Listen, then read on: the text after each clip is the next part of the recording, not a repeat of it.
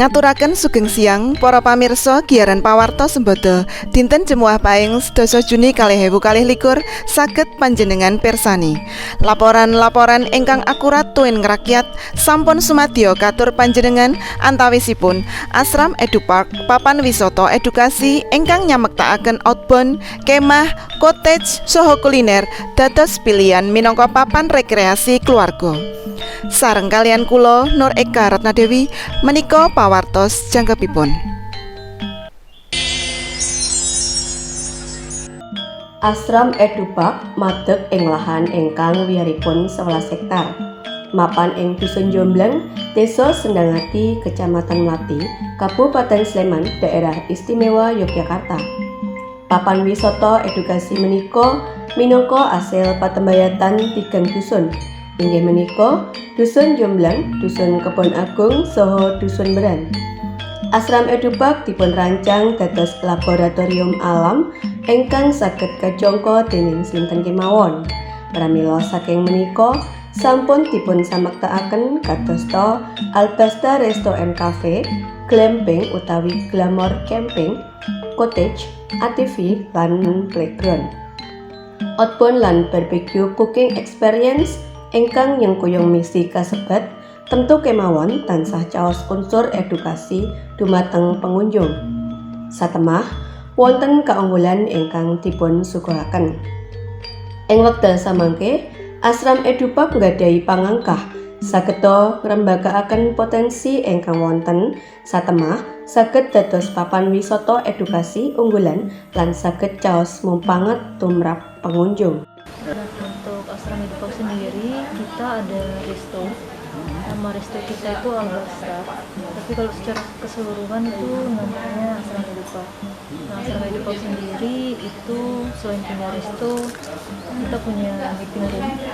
Ada di situ. Kemudian kita punya kapasitas untuk meeting room itu kapasitas 50 sampai 80 orang.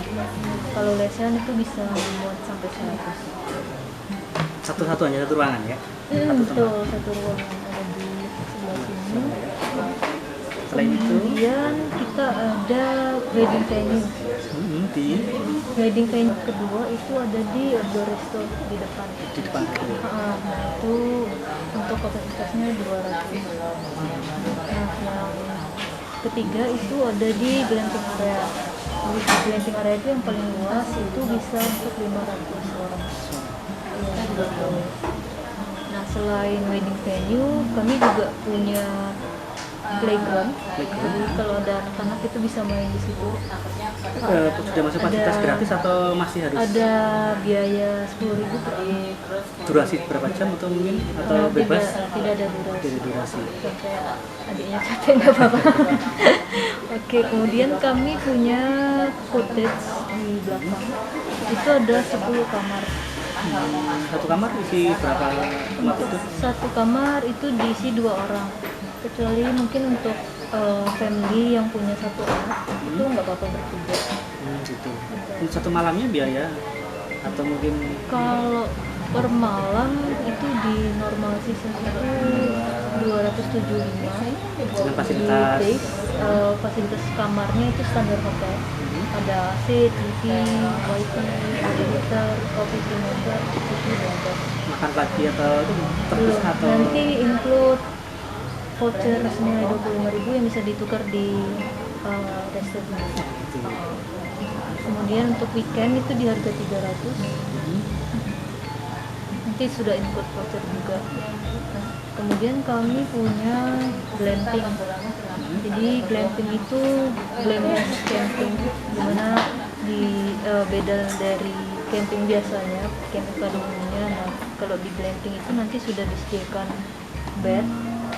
Jadi ada kasurnya di situ. Ya, kasur, tenda, satu dum tenda. atau tenda dum. Albasta Resto and Cafe maneka warni daharan saha unjukan ingkang dipun samektakaken saged dipun order lumantar scan barcode.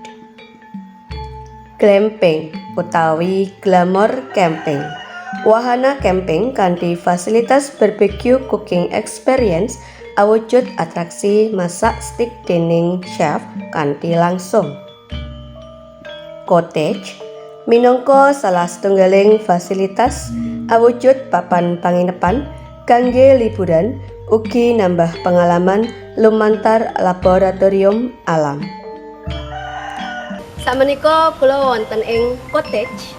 Cottage menika minangka salah setunggaling fasilitas ingkang wonten Asram Edupark. Menika minangka papan panginepan kagem keluarga utawi sinten kemawon ingkang ngersakaken liburan ing tata menika. Papan menika saged damel keluarga ingkang badhe liburan saha nyinau ing laboratorium alam. Monggo. ATV lan playground. Ing wahana menika, pengunjung saged nyewa ATV lan nyobi maneka warni dolanan ing playground kadosta ayunan, plosotan, jungkat-jungkit menapa dene climbing kangge balita. Outbound Asram Edupark. Fasilitas outbound ingkang saged dipuncobi kadosta wall climbing, flying fox, high ropes lan bridge. Fasilitas sanes kagem uji nyali sanesipun wonten airsoft gun. Wedding venue saha birthday venue.